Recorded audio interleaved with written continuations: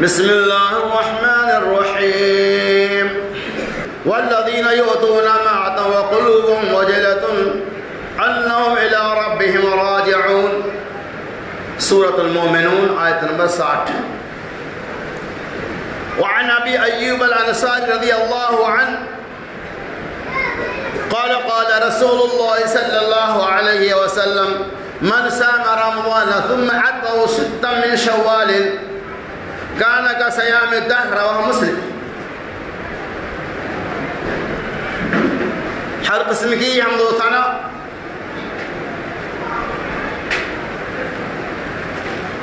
بڑائی اور کبریائی، ثنا اور خوبی، تعریفات اور بے شمار تسبیحات اس رب المجد والکرم عبدی لا ذوال لا مثال لا ند له ولا مثل له ولا ذل له کے لیے لائق و سوار ہے، جس نے ہمیں اور آپ کو رمضان مبارک کے ایام و لیل و نہار کے ختم کرنے کے بعد عید الفطر کی 2 رکعت نماز کی توفیق عطا فرمائی تھی۔ اللہ کا عظیم احسان ہے کہ عید الفطر کی نماز کے بعد اللہ تبارک و تعالی نے ہمیں جمعہ کی مزید 2 رکعت نماز مع خطبہ سننے اور ادا کرنے کی توفیق اور رفیق عطا فرمائی۔ اللہ سے دعا اللہ تبارک و تعالی سننے سنانے سے زیادہ ہمیں اور آپ کو عمل کثیر کی توفیق اور رفیق عطا فرمائے، آمین یا رب العالمین۔ آج جس موضوع کی میں وضاحت کروں گا اس کا نام ہے رمضان کی مغفرت کس کے لیے، یعنی یہ رمضان آیا اور گیا اور اللہ کی طرف سے یہ سلسلہ تا قیامت جاری و ساری رہے گا۔ رمضان آئے گا اور جائے گا، لیکن رمضان آیا اور گیا تو رمضان کی مغفرت کس کے لیے ایک سوال ہوتا ہے، انشاءاللہ میں اس کی وضاحت کروں گا۔ اللہ سے دعا اللہ تبارک و تعالی ہمیں سنی باتوں پہ عمل کی توفیق عطا فرمائے۔ یہ ایک مسلمہ حقیقت ہے کہ رمضان آتا اور جاتا رہے گا، لیکن رمضان کا جو رب ہے جس کے ہاتھ میں ساری کائنات موجود ہے، جس کے ہاتھ میں پوری مغفرت کا سودا موجود ہے، جس کے ہاتھ میں بخشش کے پروانے موجود ہے، وہ اللہ تبارک و تعالی ہمیشہ رمضان میں بھی تھا، غیر رمضان میں بھی۔ تو کہا کہ رمضان آیا اور گیا، لیکن رمضان کا جو رب ہے وہ آج بھی ہے، کل بھی تھا، کل بھی رہے گا۔ اللہ تبارک و تعالی نے سورۃ المؤمنین کے اندر اعلان فرمایا والذین یؤتون ما آتوا وقلوبهم وجلة، اور وہ لوگ جو خرچ کرتے ہیں، ما آتوا جو کچھ وہ دیتے ہیں، وقلوبهم وجلة ان کا دل کب کپاتا رہتا ہے، ان کے دل کے اندر کب کبھی تاری ہو جاتی ہے، انہم الی ربہم راجعون، بے شک وہ لوگ اللہ تبارک و تعالی کی طرف لوٹنے والا ہے۔ اللہ تبارک و تعالی نے اس ٹکڑے کے اندر ایک عظیم بات کی طرف اشارہ فرمایا، یعنی بظاہر یہ ٹکڑا چھوٹا نظر آتا ہے، لیکن اس کے اندر جو بہت بڑا پیغام ہے ہمارے لیے اللہ کی طرف سے بہت بڑی نصیحت ہے۔ اللہ نے فرمایا والذین یؤتون ما آتوا، اور وہ لوگ جو خرچ کرتے ہیں اللہ کے راستے میں، چاہے وہ نماز کی شکل میں ہو، روزہ کی شکل میں ہو، صدقہ خیرات کی شکل میں ہو، زکوٰۃ کی شکل میں، عطیات کی شکل میں ہو، وہ لوگ جو کچھ اللہ کے راستے میں دیتے ہیں وقلوبهم وجلة، اس کا دل ڈرتا ہے، کب کپاتا ہے، خرچ کرنے کے بعد ہی کب کبھی طاری ہو جاتی ہے، اور اس کا یہ ایمان اور عقیدہ ہے کہ اللہ کی طرف ہی ہمیں لوٹ کر جانا ہے۔ مائی عائشہ رضی اللہ تعالی عنہ اس آیت سے متعلق اللہ کے رسول صلی اللہ علیہ وسلم سوال کرتے ہیں، پیاری بات ہے، سنیے غور سے۔ عائشہ رضی اللہ تعالیٰ نے کہتی ہے اللہ کے رسول صلی اللہ علیہ وسلم کیا اس سے وہ لوگ مراد ہے جو لوگ شراب پیتے ہیں، جو لوگ جوا کھیلتے ہیں، جو لوگ بدکاری کرتے ہیں؟ اللہ کے رسول صلی اللہ علیہ وسلم صدیق، اے صدیق اکبر کی بیٹی، اس سے وہ لوگ مراد نہیں ہیں بلکہ اس سے وہ لوگ مراد ہیں، والذین، اس سے وہ لوگ مراد ہیں یصلون ویصومون، اس سے وہ لوگ مراد ہے جو لوگ نمازوں کی پابندیاں کرتے ہیں، جو لوگ رمضان کے روزے رکھتے ہیں، جو لوگ اللہ تبارک و تعالیٰ کے راستے میں خرچ کرتے ہیں، وَيَخَافُونَ، اور پھر اس بات سے ڈرتے ہیں ہماری عبادت اللہ کے سامنے قبول ہوئی کہ نہیں، ہماری عبادتوں کو کہیں اللہ تبارک و تعالیٰ رد نہ کر دے۔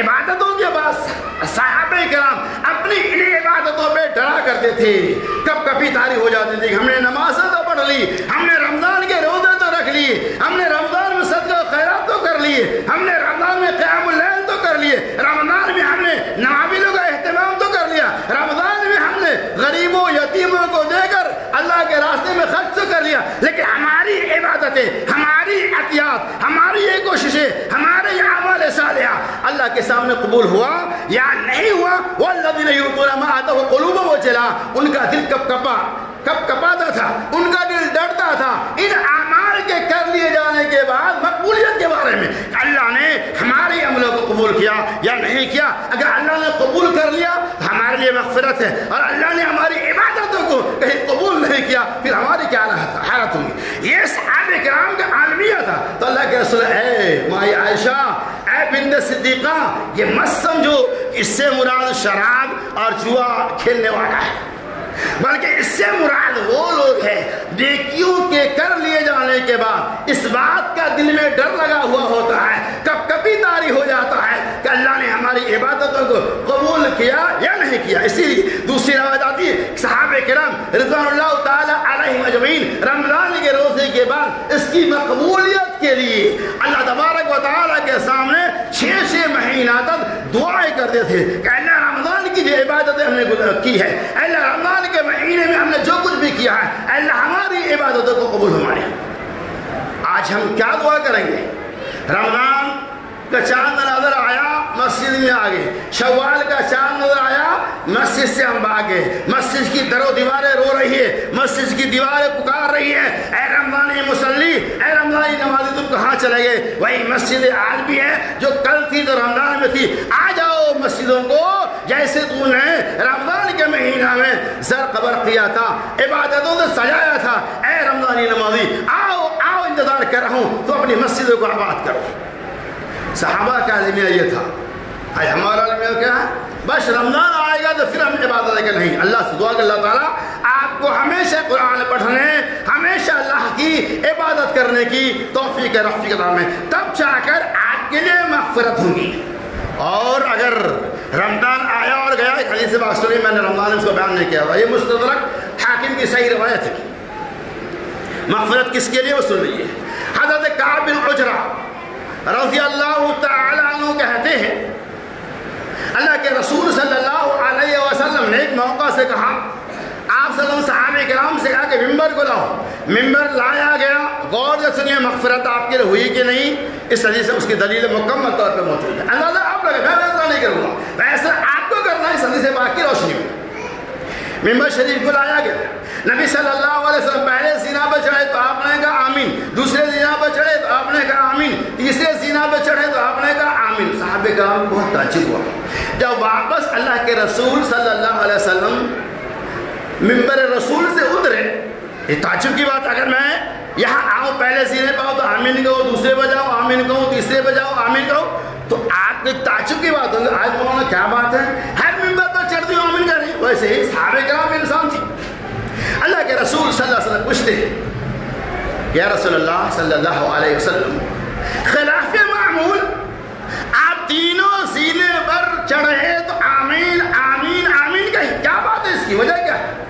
صحابہ کرام فوراً پوچھتے تھے، اللہ کے رسول صلی اللہ علیہ وسلم، سنو، پہلے زینا پر جب میں نے قدم رکھا، مغفرت آپ کے لیے ہے کہ نہیں؟ دیکھیے اس حدیث میں وہ چیز دیکھیے، جب میں نے پہلے زینا پر قدم رکھا تو میرے پاس جبرائیل امین آیا اور انہوں نے کہا، ہلاکت تو آپ کی امتیوں میں ان لوگوں کے لیے، ہلاکت و بربادی اور تباہی ہے ان لوگوں کے لیے جن لوگوں نے رمضان کے مہینے کو پا لیا، رمضان کے مہینے کو پا لیا، لیکن رمضان کے مہینہ میں عبادتیں کر کے اللہ تبارک و تعالیٰ کو خوش نہ کر لیا۔ اللہ کے رسول نے آمین کہا اللہ تبارک و تعالیٰ کی لعنت ہو ایسے لوگوں پر جس نے رمضان کے روزوں کو پا لیا لیکن اللہ تبارک و تعالیٰ کو خوش نہیں کیا۔ تو جبرائیل نے کہا ایسے لوگوں کے لیے ہلاکت و بربادی۔ کیسے لوگوں کے لیے؟ جس نے رمضان کے مہینے کو پایا لیکن رمضان کی عبادتوں کو انجام دے کر، رمضان کے صدقہ و خیرات کو تقسیم کر رمضان کے قرآن مقدس کی تلاوت کر کے، رمضان کے مہینے میں قیام اللیل کا اہتمام کر کے، رمضان کے مہینے میں روزہ داروں کو افطاری کرا کے جو بندہ اللہ تبارک و تعالیٰ کو خوش نہیں کر لیا ان لوگوں کے لیے ہلاکت و بربادی ہے، ان لوگوں کو اللہ کی لعنت ہے۔ تب اللہ کے رسول نے کہا آمین۔ دوسرے دین کے بارے میں سوال کیا گیا، آپ صلی اللہ علیہ وسلم میں دوسرے دن پر چڑھا، جبرائیل امین نے کہا لعنت ان لوگوں کے لیے، ہلاکت و بربادی ہے ان لوگوں کے لیے جن کے سامنے آپ کا اسم گرامی آئے اور وہ آپ صلی اللہ علیہ وسلم کے نام سننے کے بعد صلی اللہ علیہ وسلم نہ پڑھے، یعنی درود پاک نہ پڑھے۔ کیا مطلب؟ جب بھی اللہ کے رسول صلی اللہ علیہ وسلم کا اسم گرامی آئے تو آپ کو کم از کم صلی اللہ علیہ وسلم کہہ دینا چاہیے۔ تو جس نے نہیں کہا تو آپ نے اس کے لیے ہلاکت اور بربادی کے بدعا کیا اس کے ہلاکت۔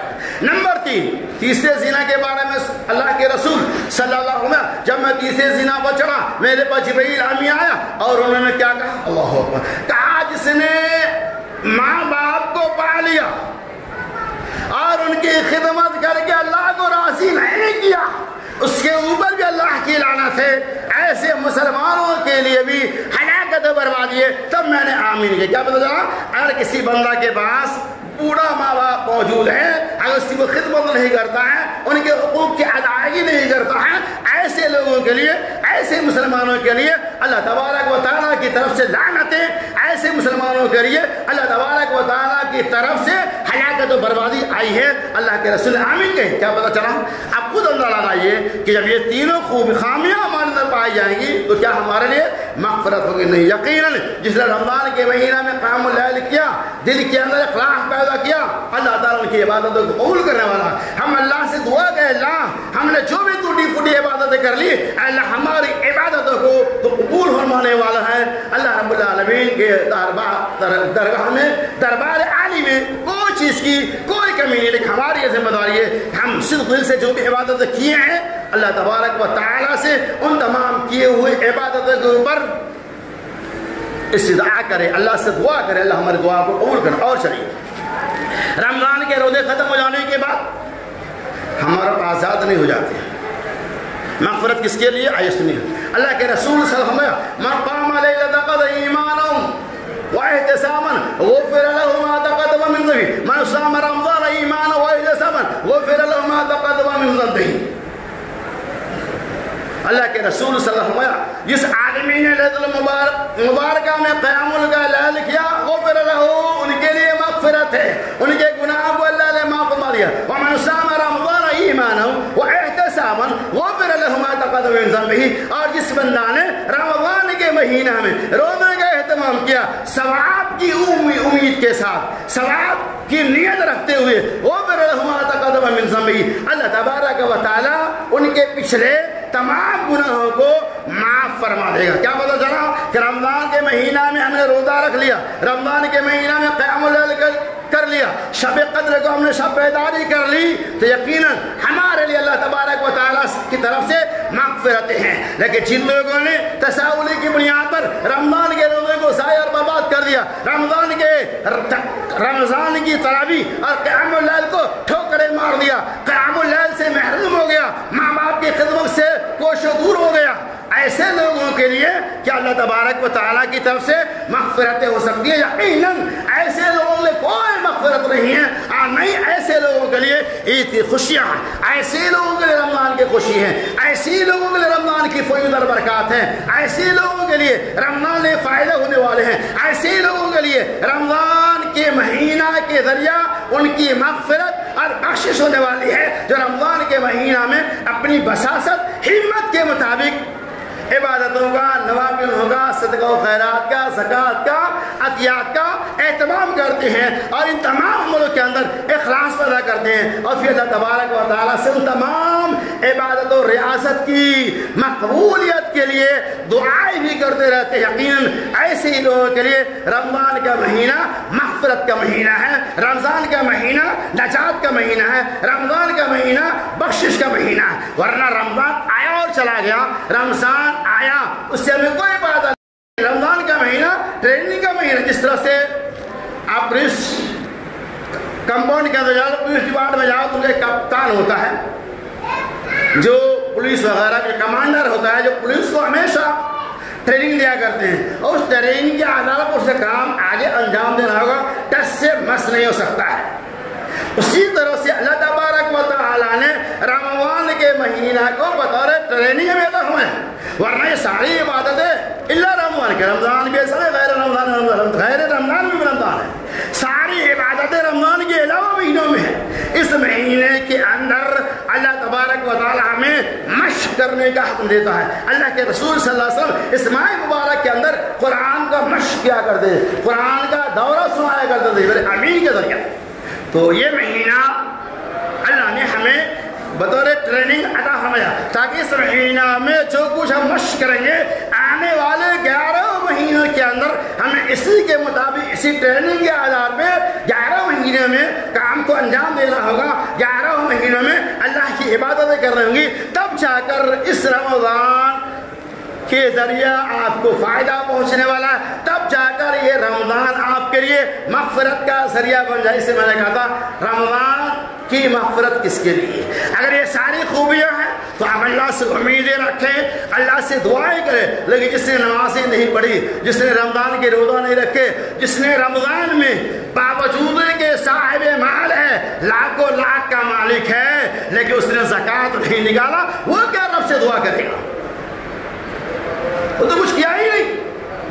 یہاں مراد وہ لوگ ہیں جو سارے کاموں کو انجام دیتے ہیں، پھر اللہ تبارک و تعالیٰ کا ڈر دلوں کے اندر رکھتا ہے، اللہ ہماری عبادتوں کا کیا حال ہوگا، ہماری عبادتوں کا کیا علم ہوگا۔ ایسے لوگوں کی ذمہ داری ہے کہ وقتاً فوقتاً اللہ تبارک و تعالیٰ سے اپنی عبادتوں ریاست کی مقبولیت کے لیے دعائیں کرتے رہیں۔ یقیناً اللہ تبارک و تعالیٰ ہماری رات کی دعاؤں کو سننے والا اور قبول کرنے والا ہے۔ اور چلیے آگے، اللہ کے رسول حضرت ابو ایوب انصاری رضی اللہ تعالیٰ عنہ کہتے ہیں رسول اللہ صلی اللہ علیہ وسلم نے ارشاد کیا فرمایا؟ من صام رمضان، جس نے رمضان کا روزہ رکھا، ثم اتبعه ستا من شوال، پھر اس کے بعد اس نے رمضان شوال کے 6 روزوں کو پورا کیا، کان کصیام الدہر، یہ مسلم کی صحیح روایت ہے۔ اللہ کے رسول ہوا کان کصیام الدہر، اسے اللہ تبارک و تعالی پوری زندگی روزہ رکھنے کے برابر ثواب عطا فرمائے گا۔ کیا شرط لگا؟ یہ نہیں گا شوال کا 6 روزہ کوئی بھی رکھے گا، نہیں، اللہ کے رسول نے قید کر دیا من صام رمضان ثم اتبعه ستا، جس نے رمضان کے روزے کے اہتمام کیا پھر وہ 6 روزہ رکھیں گے تو اللہ تبارک و تعالی سے پوری زندگی روزہ رکھنے کا ثواب دے گا۔ تو اب رمضان کے روزہ کسی نے نہیں رکھا، جان بوجھ کے چھوڑ دیا اور بولا چلو 6 روزہ رکھ لیں گے ہمیں سال بھر کا ثواب مل جائے گا، پوری زندگی روزہ رکھنے کے برابر ثواب ملے گا، ایسا تو نہیں ہے۔ تو آپ کو رمضان کے روزے کے اہتمام کریں گے تو آپ کو اس کا فائدہ ملنے والا ہے، ورنہ آپ فائدے سے محروم ہو جائیں گے۔ جب آپ محروم ہوں گے تو آپ کے لیے مغفرت کہاں؟ یقیناً جو 6 روزے کا بھی اہتمام کریں گے ایسے لوگوں کے لیے اللہ تبارک و تعالیٰ کی طرف سے مغفرت۔ اب یہاں ایک سوال یہ پیدا ہوتا ہے، میرے پاس سوال آیا بھی تھا، سنیے۔ بعض لوگ یہ سوچتے ہیں کہ شوال کے مہینہ میں 6 روزہ تو رکھنا ہے، یہ تو یقینی بات ہے۔ کچھ ایسے ہمارے احباب ہیں، ہمارے بھائی ہیں جو یہ سوچتے ہیں کہ شوال کا 6 روزہ تو رکھنا ہے، ثواب اتنا بڑا ملے گا، لیکن اگر پہلے باسی عید کو آج عید حرام روزہ، دوسرے دن 1 روزہ رکھنا ضروری سمجھتے ہو کہ اگر آپ نے باسی عید کو 1 روزہ نہیں رکھا تو پھر آپ کو بعد میں روزہ رکھنے کی ضرورت نہیں ہوگا ہی نہیں۔ مطلب انہوں نے کمپلسری سمجھ لیا کہ باسی عید کو کم سے کم 6 میں سے 1 روزہ رکھ لینا ہے، تب جا کے آپ شوال میں جب چاہو روزہ رکھنا، ایسا کوئی ضروری نہیں ہے۔ اس سے شوال کے روزے کی کوئی نسبت نہیں ہے. اب باسی عید کو رکھے یا نہ رکھے, شوال کے 6 روزہ رکھنا ہے, باسی سے کوئی تعلق نہیں. رکھ لے تو ٹھیک ہے, نہیں رکھے تو نہیں رکھنا ہی چاہیے. کیوں؟ چونکہ آپ کے گھر میں, ہمارے گھر میں مہمان کا آمد و رفت ہوتا ہے, کھانے کھلانے کا ماحول ہوتا ہے. ایک عید ہے, خوشی کا موقع ہے. آپ کے دوست آپ کے گھر پہ, آپ ان کے گھر پہ جایا کریں گے تو بہتر ہے کہ آدمی 2-3 دن کے بعد ہی رکھے. لیکن کوئی اگر رکھتا ہے تو کوئی مسئلہ نہیں. لیکن اگر کوئی یہ سمجھتا ہے کہ باسی عید کو ہم نے شوال کا 1 روزہ نہیں رکھا, ابتدا نہیں کیا, اس لیے ہم کوئی روزہ 6 روزہ نہیں رکھ سکتے, یہ بات غلط ہے. یہ عقیدہ فاسدہ ہے, عقیدہ صحیح نہیں ہے. صحیح ہے کہ شوال کے دنوں میں 6 روزہ آپ چاہیں تو تسلسل کے ساتھ رکھ لیں, اور اگر چاہے تو 2 روزہ 3 روزہ 1 روزہ جیسا چاہیں آپ اس طرح سے شوال کے اندر 6 روزے کا اہتمام کر دیں. اور باتیں آدمی کو سہولت ہوتی ہے کہ چلو سلسلے وار 6 روزے ہم رکھ لیں گے, کوئی مسئلہ رکھ سکتے ہیں, آپ کو جیسی سہولت ہو. دیکھیے اسلام کتنا آسان ہے, ہماری مغفرت کے لیے اللہ نے کتنا آسان راستہ نکالا ہے. شوال کا پورا مہینہ دیا, 30-29 دن پورا ہے. آپ 29 دن اگر صرف 6 روزے رکھیں گے, شوال کے 6 روزے ہی رکھنی ہے. سمجھ بات ہے. اور چلیے دوسری بات یہ ہے کہ اگر کسی آدمی کا رمضان کا روزہ چھٹا ہوا ہے, عورتیں عام طور پہ چھوٹ جاتی ہیں 2-4-6 جو بھی, وہ لوگ کیا شوال کا روزہ رکھیں گے؟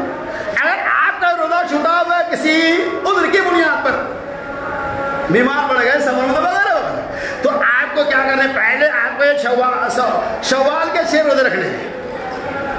ماں عائشہ رضی اللہ تعالیٰ عنہ کہتی ہے کہ رمضان کے چھوٹے ہوئے روزوں کی تکمیل ہم لوگ آخری مہینہ میں کرتے تھے, یعنی شعبان میں, رجب میں, آخری میں کر سکتے ہیں. آپ بیچ میں سہولت تو بیچ میں کر سکتے ہیں.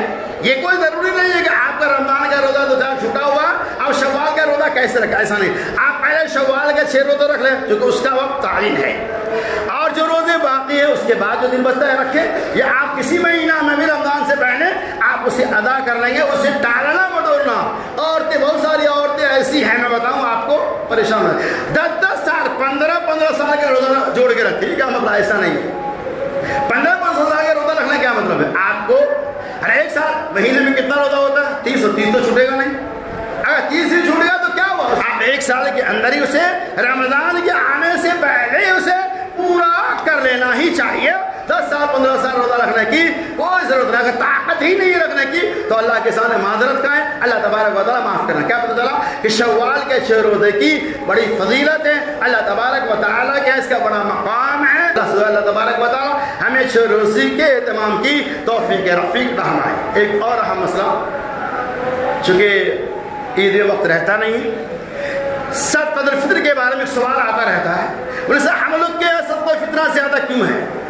دوسرے کے یہاں تو 50-60 ہمارے 80-90 100 اور زائد جتنا جائے. اس کی ایک وجہ میں بتا دیتا ہوں. سا کی 2 قسمیں ہیں, تفسیر میں جو بتا چکا ہوں. سا کی 2 قسمیں ہیں, سائے حجازی اور سائے عراقی.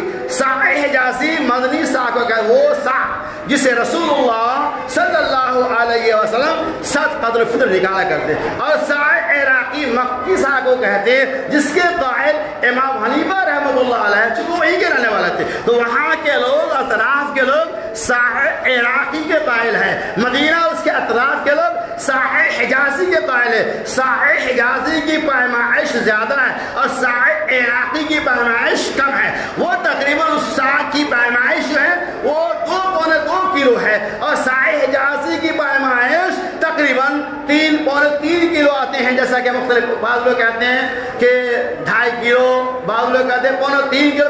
یوسف القرضاوی کی تحقیق 2 کلو 666 گرام, جو تقریباً 2.5-3 کلو کے اندر ہوتا ہے. کیا پتہ چلا ہمارا جو سائے حجازی ہے اس کی پیمائش زیادہ ہے, اسی لیے ہمارا سا دوسرے کے مقابلے میں ہمیشہ زیادہ رہے گا, اور سا عراقی وہ اس سا کی مقدار کم ہے, اس لیے اس کی پیمائش ہمارے سا کے مقابلے میں ہمیشہ کم رہے گا. وجہ اس کی یہی ہے, سنت الانبیاء جو اثر ہے ہمارا عمل اس کے اوپر ہے. تو کیا پتہ چلا اسی بنیاد پر ہمارا جو فطرہ ہوتا ہے دوسرے کے مقابلے میں زیادہ ہوتا ہے اور اس کا فطرہ کم ہوتا ہے. اللہ تعالیٰ سنی باتیں کے اوپر ہمیں اور آپ کو عمل کثیر کی توفیق رفیق فرمائے.